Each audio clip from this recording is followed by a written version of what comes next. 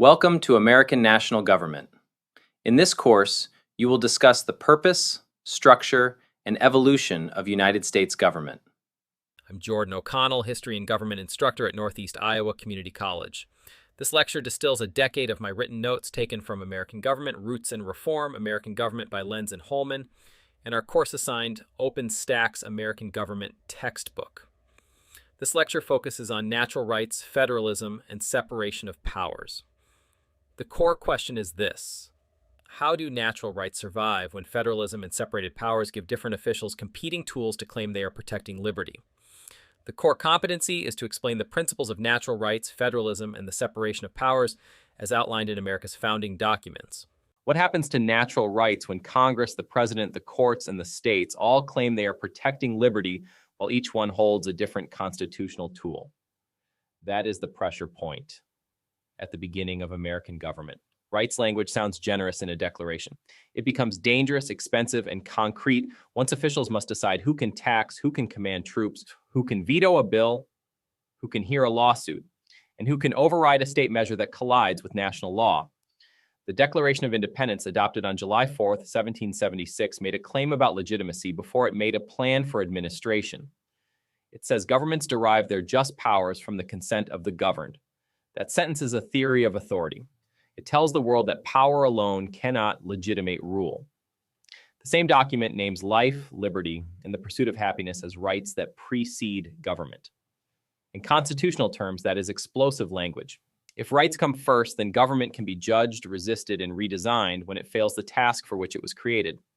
The framers did not leave that principle in the air. Between 1776 and 1791, they built a structure intended to keep coercive power from settling in one set of hands. The Constitution would divide lawmaking, enforcement, and adjudication. Federalism would divide public power between the nation and the states. The Bill of Rights would fence off specific liberties from ordinary politics. These were not decorative choices. They were answers to a recurring fear. A government strong enough to govern could become strong enough to dominate. Natural rights, therefore, sit beside federalism and separation of powers for a reason. The Declaration explains why legitimate government exists. The Constitution explains how power will be distributed so that no office can claim all public force at once. The Bill of Rights explains where officials must stop even when they insist they are serving the public good.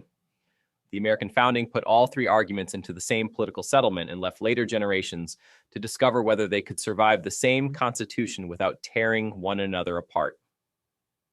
The first governing arrangement after independence was the Articles of Confederation, ratified in 1781. The Articles preserved the sovereignty of each state and gave the Confederation Congress a narrow operating range.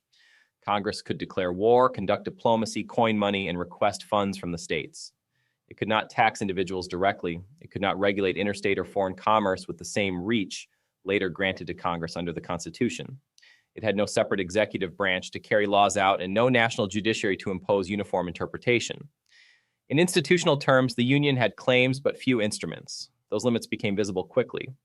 Revolutionary War debt sat on the books, but Congress had to issue requisitions to the states and hope state legislatures complied. Some states paid late, some paid partially, and some resisted because their own debt burdens and tax politics were already volatile.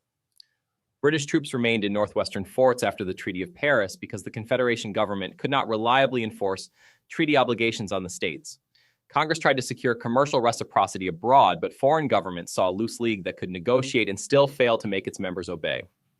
Interstate competition made the problem worse. States taxed imports from neighboring states, issued different currencies, and pursued their own commercial advantage. New York could use its port leverage against New Jersey and Connecticut.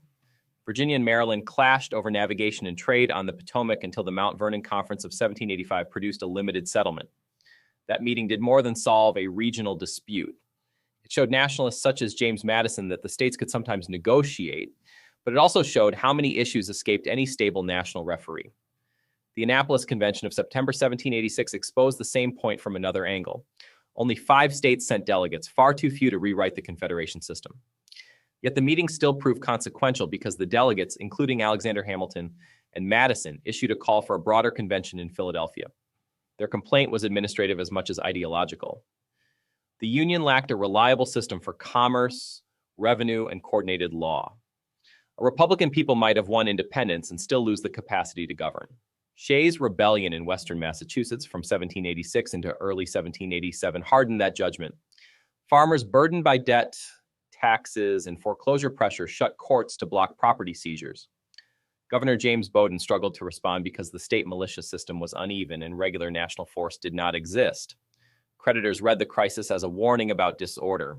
Debtors read it as proof that Republican governments could still crush ordinary people through tax demands and judicial process.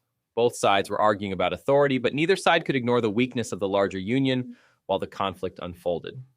By the time delegates met in Philadelphia in May 1787, they carried two fears at once. One fear was that weak government would fail to protect contracts, public credit, diplomacy, and domestic order. The other was that strong government could reproduce the arbitrary rule Americans had just denounced in the Declaration. The Virginia Plan favored a stronger national structure with representation tied to population. The New Jersey Plan defended equal state standing. The eventual Great Compromise created a House based on population and a Senate based on equal state representation. The solution did not erase conflict. It allocated conflict between institutions built to represent different interests on different terms. The Constitution, drafted in 1787 and ratified in 1788, answered the Confederation failure by building a federal republic with enumerated national powers and separated branches. Article 1 lists the powers of Congress, taxation, borrowing, regulation of interstate and foreign commerce, coinage, post offices, war powers, the raising and support of armies and navies, and authority to make laws necessary and proper for carrying those powers into execution. Article 2 vests executive power in a president chosen through the Electoral College, armed with appointment power, veto power, and responsibility to see that the laws are faithfully executed. Article 3 creates a Supreme Court and authorizes inferior federal courts, as Congress may establish. Each article gives power, but each article also creates rivals. The first Congress showed immediately how much depended on procedure. Representation in the House had to be apportioned. The Senate had to organize itself as a chamber with different rules, longer terms, and equal state representation. Executive departments had to be created by statute because the Constitution named a president but did not build out a full administrative ladder. Congress established the Departments of State, Treasury, and War in 1789. The Judiciary Act of 1789 created district courts, circuit courts, and the Office of Attorney General. Constitution on parchment became a working machine only after lawmakers built the offices, salaries, jurisdictions, and reporting lines. Federalism complicated every one of those choices. The Constitution created a national government of limited enumerated powers, but it did not dissolve the states. State governments kept general police powers over health, safety, criminal law, family law, property rules, elections administration, and local government. The result was layered sovereignty. A citizen could owe taxes to a state and to the nation, face prosecution under state criminal law while asserting rights under the federal Constitution, and live in a town created by state law while voting in a federal system that the state helped administer. The branches were designed to frustrate rapid concentration. Bills had to survive two chambers organized on different principles. Presidents could veto, the Senate had to confirm major appointments and ratify treaties by a two-thirds vote. Congress controlled appropriations and could refuse to fund executive ambitions. Impeachment gave the House the power to accuse and the Senate the power to try. Even before courts announced judicial review in Marbury v. Madison in 1803, constitutional interpretation was already a live struggle because each branch claimed some role in deciding what the charter allowed. Ratification made those design choices more contentious, not less. Federalists such as Hamilton, Madison, and John Jay argued in the Federalist essays that the Constitution corrected the Confederation's fatal weaknesses. Anti-Federalists such as Brutus and the Federal Farmer warned that the new framework would swallow the states, elevate distant elites, and use vague clauses such as necessary and proper and supremacy to expand national reach far beyond what ordinary citizens expected. Several state ratifying conventions proposed amendments as the price of political trust. Massachusetts, Virginia, and New York all carried that pressure into the final settlement. The Bill of Rights emerged from that distrust. Congress proposed 12 amendments in September 1789, and 10 were ratified by the states by December 1791. The First Amendment fenced off religion, speech, press, assembly, and petition. The Fourth through Eighth addressed criminal investigation and punishment. The Ninth warned against reading the enumeration of rights too narrowly. The 10th reserved undelegated powers to the states or the people.